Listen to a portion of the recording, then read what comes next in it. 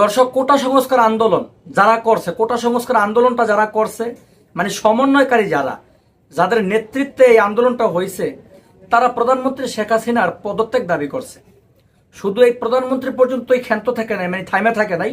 আরো যত এমপি মন্ত্রী যারা আছে, অনেকের নাম ধরে ধরে তারা 9টা দাবি জানাইছে। তারা বলছে যদি এই 9টা দাবি সরকার মাইনা না নেয়, তাহলে তারা নাকি আবারও আন্দোলনে ঝাঁপায় পড়বো, রাজপথে আবারও আন্দোলনের ডাক তারা দিব।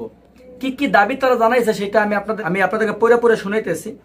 তারা প্রথম যে দাবি 1 নম্বরে, সেটা হচ্ছে প্রধানমন্ত্রী শেখ হাসিনাকে ছাত্র হত্যার দায় নিয়ে জাতির কাছে প্রকাশ্য ক্ষমা চাইতে হবে।